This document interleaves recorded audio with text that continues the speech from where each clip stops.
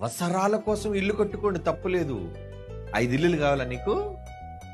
ఏమండి, నువ్వు పడుకోవడానికి ఒక మంచం చాలు, 10 మంచాలు అవసరమా నీకు?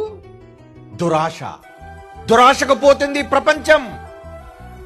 మీరు వెళ్ళకండి, ఈ ప్రపంచపు బాటలో మీరు నడవకండి. జ్ఞానులైతే వాళ్ళంతా విడిచిపెట్టి పోయారు. వాళ్ళంతా మీరు ఇక్కడ అన్ని విడిచిపెట్టిపోవడానికి మీ దగ్గర ఏముంది?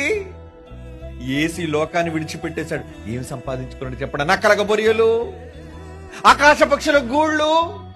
కానీ మనుష్య కుమారుడికి తలవాల్చడానికి ఒక అడుగు స్థలం లేదన్నాడండి.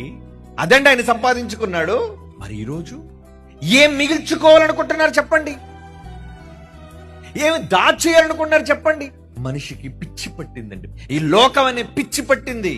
ఈ పిచ్చి వదలగొడితే అప్పుడు మహాలోకం కనబడుతుంది నీకు. అక్కడికి వెళ్ళిపోవాలి. అది శాశ్వత లోకం, అది నిత్యము ఉండే లోకం. అక్కడ నీ తండ్రి ఉన్నాడు, అక్కడ నీ కుటుంబం,